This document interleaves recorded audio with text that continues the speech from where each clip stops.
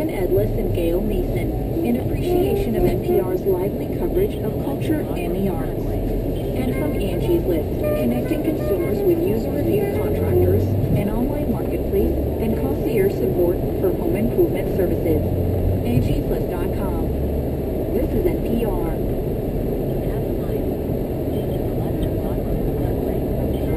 Coming up, Kevin Whitehead reviews the debut album by the brass quartet The Westerlies, featuring music composed by Wayne Horvitz. Director Paul Mazursky talks about his mother, who was the bassist for the Shelley Winters character at Next Stop Greenwich Village. And we listen back to our 1990 interview with Meshack Taylor, who died June 29. He was best known for his role in the sitcom Designing Women.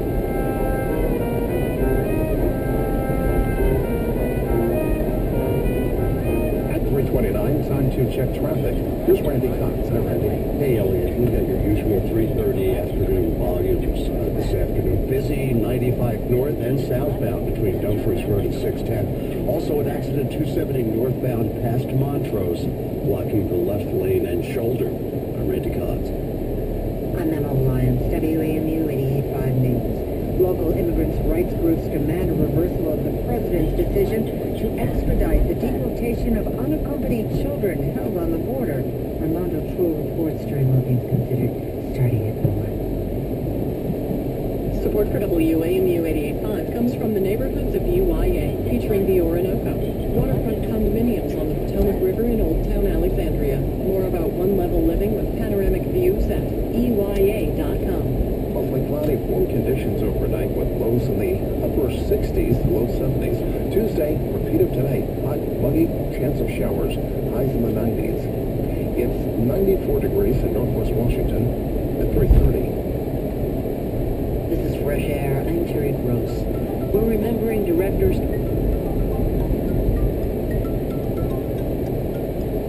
Hello? Hey, Earl.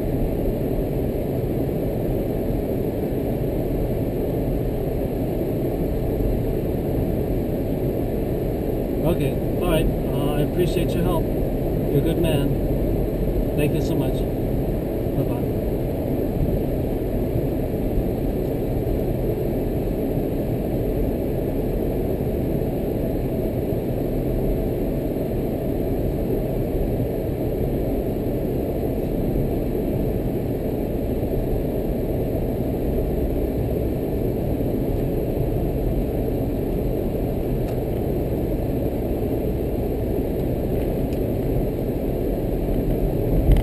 She said, I just did.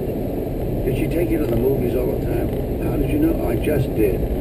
So Shelley had some great instincts about her, and I loved Shelley and still do, and I thought she did a great job. My mother was a very unique woman.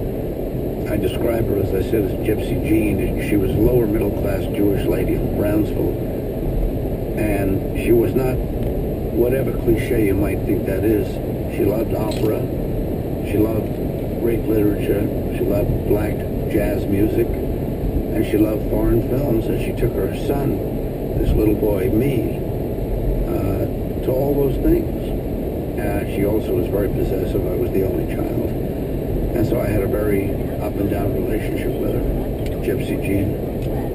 So she took you to the movies a lot. Did you and she respond to different things in the movies? Well, when I say she took me to the movies, I mean she took me when I was like 7, 8, 9 years old.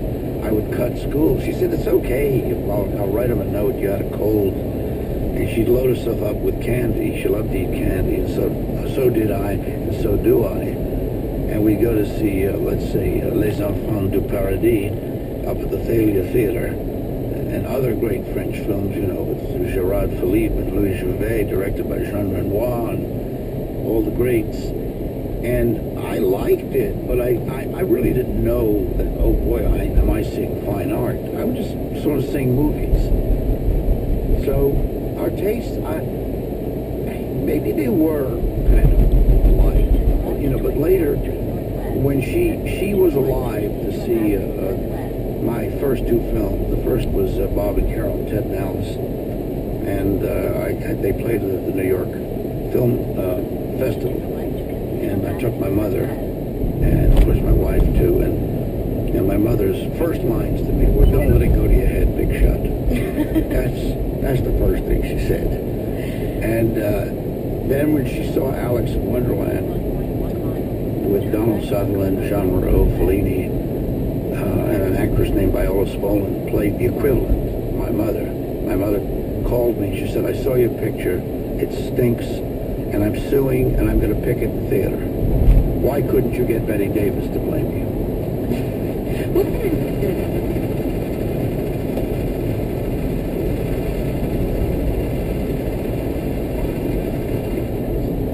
Because it was so lacking in sentimentality, but I knew she had a great deal of love for me. And, you know, the overriding emotion I had with my mother, and I'm very frank about this, I was afraid of her.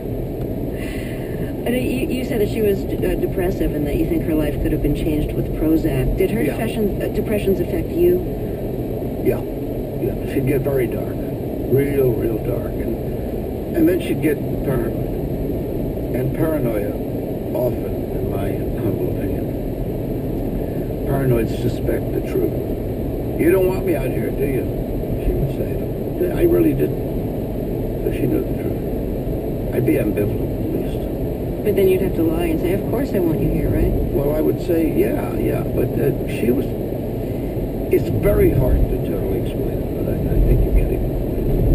She was not an easy woman to live with, to be around, but she had a life force and a love for art and beauty that made her very strange and very different. Well, one of your early films, Bob and Carol and Ted and Alice, is about two suburban couples who decide to try switching partners, and they're kind of ambivalent about the whole thing. You say in your book that this was inspired in part by your encounter group sessions at Esalen. Tell me about the connection between the encounter group and the movie. Well, first let me tell you that I was reading Time magazine in 1968, and there was a picture in Time of a psychologist named Fritz Perls, P-E-R-L-S, and he was sitting in a hot tub with 6 naked people. And it said a new kind of therapy. So I told my wife, we got to go up and experience this new kind of therapy. Maybe there's a movie in it. And we went up and had a 48-hour sort of encounter, and we took the nude hot tubs, and it was all, you know, very trendy, but felt good. A lot of fun for a while, and then the actual encounters, we were the only couple, and I felt they started to pick on me, Paul Mazursky. I controlled my wife. I didn't let her breathe until she started to cry, and it got very intense. And out of that, I wrote the opening 20 or 30 pages of Bob and Carol and Ted and Alice. And then it's all fiction after that. You write that you've tested the waters of many of the New Age trips and the psychedelics and the gurus and participated in marathon weekends with Sufis, but you still basically distrust it all. Why have you tried so much of that if you basically distrust it? What a brilliant question. If only I could give you a brilliant Sufi answer. I believe that even if I scoff at stuff, you know, I want to know more about it. What attracts people to it? I've been with a Hopi Indian medicine man. I've taken ayahuasca in the Peruvian jungles. Fantastic. I've had LSD. I've been to synagogues. I've been to Catholic churches.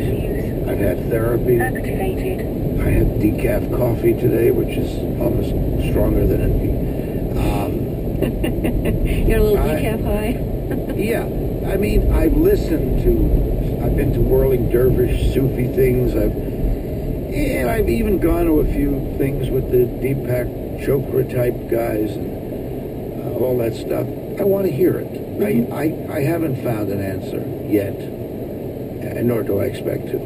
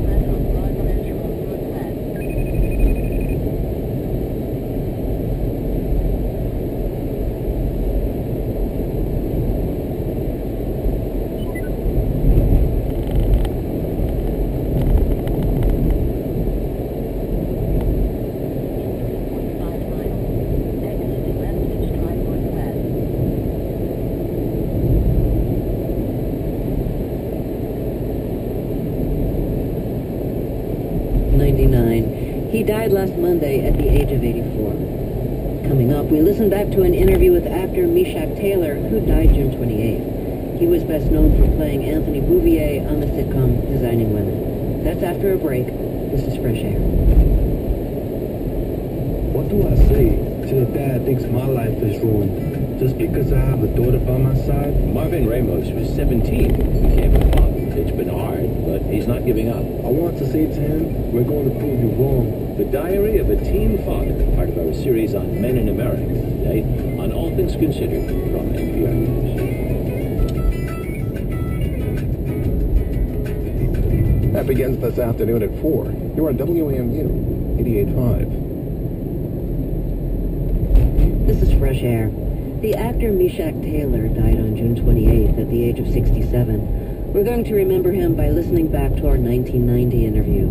Taylor was best known for his role on the TV sitcom Designing Women, playing Anthony Bouvier, an ex-convict who's a delivery man for a company of women interior designers in Atlanta. He eventually became their partner in the company. Meshach Taylor was on the show from 1986 to 1993. As his New York Times obit described, Taylor, the only main cast member who was African American, often addressed the issue of race in the modern South. Taylor's other TV series included Buffalo Bill and Dave's World.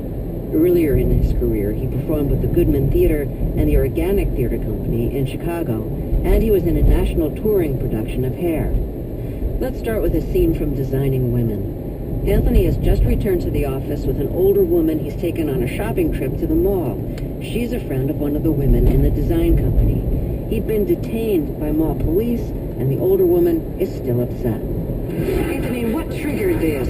Well, she's all keyed up because we had this little altercation at the mall. You know, I promised her that I would take her down so she could buy her some new dainties. And I felt a little uncomfortable being there with all those private wear things, you know, so I chose to go out and wait outside and window shop next door. You see, when I was coming out with my new tummy control panty girdle, I saw these two hunky-looking guys standing over Anthony's prostate on the ground. Bernice, I was prostrate. Well, now, she thought it was the new Candy Cameron wanted to meet Dom DeLuise, but the mall cops assured her that they were very serious and that they were detaining a possible jewelry thief. Me. Jewelry thief? And that's when I hit him.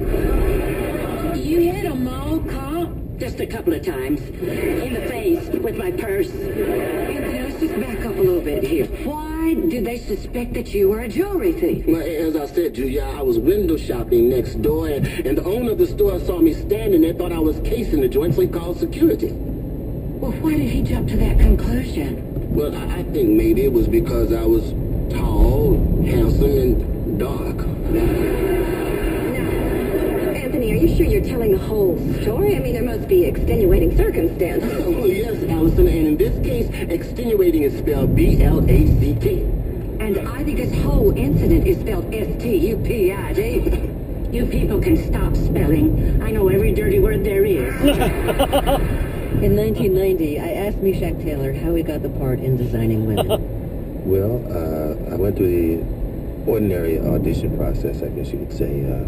I was called in to read for it. I got there, and there was no script. Linda Bloodworth Thomason and her husband, Harry Thomason, were there, and the producer and head writer of the show. And they asked me what I would do in a certain situation as a specific character, the character that they had in mind. And I did an improv, I guess. I was in good form that day. I went on for about 5 minutes. I had to be stopped. So they hired me on the spot. They just drag you off? Yeah, they did. They said, well, this is great. We like what you're doing. We'll hire you on the spot. And they told me then that I would do like 5 episodes. They said, you'll be a recurring character this season, and you come back 5 times. Well, after I did the first show, I never left. I was there from then on. Do you know if the character was written specifically for a black actor? It wasn't. I was the only black guy that auditioned for it. As a matter of fact, I was called in because the lady who cast the show is a friend of mine and told them that she thought I could do the job. But it definitely was not written for a black guy. What reactions do you usually get when you go in for a role that doesn't specify black character? Well, ordinarily, you don't get the opportunity to do that. That's one of the problems with Hollywood. It'll say policeman, and unless it says black policeman, a lot of times you won't even get the opportunity to read for it, and which is kind of crazy. But that's the way it is, and it's something that we deal with in Hollywood all the time, and something that we're fighting all the time, but it's still something that exists. Mm-hmm. Now, I understand that you got criticisms from some civil rights groups for taking the role because it was an ex-con, a delivery person. Right. What was your, maybe you can elaborate on what the criticisms were, but what was your response? People were sensitive because the character was an ex-convict. Well, first of all, like I said, I was the only black guy that read for the part, so, I mean, it would have been a white ex-convict if it hadn't been a black ex-convict. I certainly wanted the job, and I saw nothing wrong with being an ex-convict. I mean, somebody who had been involved in a situation where he went to jail, and now he was out, and he was trying to do something with his life. I think that's positive as opposed to negative. So I didn't feel intimidated by that. I just felt like here's a man who's an ordinary guy who's going to do something special with his life. He's going to try to salvage what's left of it. So I thought that was good. As far as being a delivery man is concerned, I see nothing wrong with being a delivery man. I don't, black or white or Hispanic or Chinese or whatever. It's a job. It's not brain surgery. He's not the president of the United States, but he's working every day, and there's nothing wrong with that. Is that the first time you had to defend taking a role? No, it wasn't, because I did the role of Jim, this runaway slave in Huckleberry Finn. I did at the Goodman Theater a few years ago, and was very, very surprised because the theater was picketed because of the use of the word nigger in the script. We had no illusions about the word being offensive. We knew the word was offensive. Slavery was also very offensive.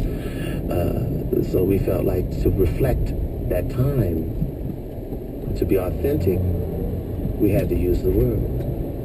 And people were upset by that. But that was but once again, I didn't agree with that. I felt that it was correct to do it that way. I thought it was correct to show that in this period of time that Mark Twain was writing about, black people, African Americans, were dehumanized to the point that they were not even considered people. That they were referred to, even by nice white folks, as niggers. And so I thought that was poignant. I thought that was something that young African Americans, as well as young white Americans and Hispanic Americans, should know about. You got your start in theater. Yes. And you actually got your start in Chicago at the Organic Theater and the Goodman Theater. Right.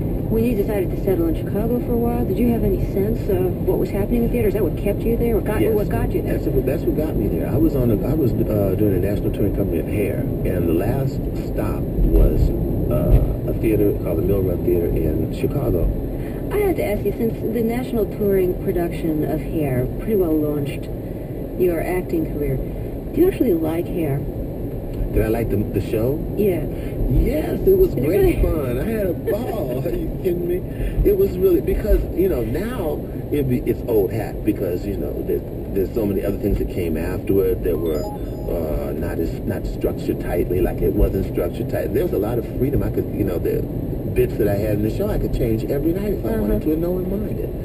And so that was fun. What songs did you get? I played HUD. Well, when I first started out, singing the Aquarius solo.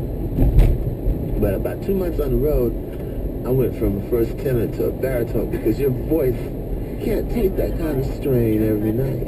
That's a lot of singing, and my voice dropped. But then it turned out great, because then I got a chance to play the black lead in the show HUD, and I did that for a long time. So I got to sing Colored Spade and a bunch of A.B. Baby and a whole bunch of the kind of comedic tunes, and it was great. Your parents are both professors. You come from this really educated family. So many of the roles for black actors in movies and TV are for streetwise, uneducated characters. Yeah. Did you have to learn that kind of language in order to I get had to parts? learn that kind of language to survive. Because like I said, I was raised on college campus at the time I went to high school. Then I wasn't there anymore. Right. So when you come in talking like, they used to call me the professor, you know, you're talking like that, you're going to have problems. It's a peer group thing, you know. You're going to have to learn how to, so now I'm bilingual, you know. Right. I learned that lesson very well. And so I didn't have to learn it for Hollywood. I had to learn it for life and for survival. And I think I learned it pretty well because you know, I can move in and out of those types of situations with a lot of facility, I think. Yeah, so it's been very interesting to have that duality in my life. Meshack Taylor recorded in 1990. He died June 28th at the age of 67. Coming up, jazz critic Kevin Whitehead reviews the debut album of the brass quartet The Westerlies, featuring music composed by Wayne Horvitz. This is Fresh Air. And this is WAMU 88.5. Good afternoon, I'm Elliot Francis. All Things Considered begins at Fort Pepperogan, standing by with a preview. Pat? Thank you, Elliot. The high heat will affect your commute home if you take MARC or VRE. Both rails are expecting delays through the afternoon and early evening. Those delays could run anywhere from 5 to 15 minutes. We're in Israel following the reaction of 3 Israeli teens killed apparently as revenge for the death of a Palestinian. It's very tense in Jerusalem, where even reporters are becoming victims of violence. And we're making a pie in our Found Recipes segment. Sounds good. This one is called Atlantic Beach Pie and is made from citrus and whipped cream. Elliot? All right, Pat, looking forward to it. 94 degrees in Northwest Washington at 3:50. The WAMU 88.5 Day sponsorship is a great way to acknowledge a birthday, wedding, anniversary, or other special occasion. Your personal message will air 3 times on the day of your choice. So for a truly unique gift, say it on the air. To find out more about day sponsorships, visit WAMU.org and click on support. Thanks. This is Fresh Air. The Westerlies is a quartet of young New York brass players who know each other from school days in Seattle. Their debut album is a set of pieces by Seattle-based composer and improviser Wayne Horvitz. Jazz critic Kevin Whitehead says Horvitz and the Westerlies are a perfect fit.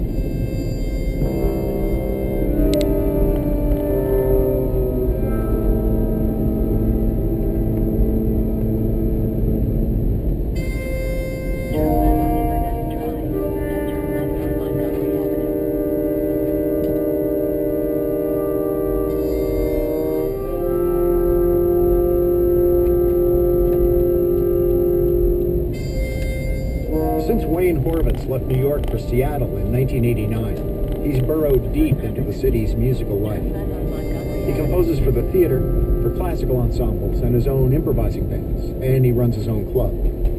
He's taught and mentored and hired lots of younger musicians, including the future members of the 2-trumpet, 2-trombone quartet, the Westerlies. During that band's second year together, Horvitz asked if they might be interested in recording some of his music, though none of it was written for brass. They were interested.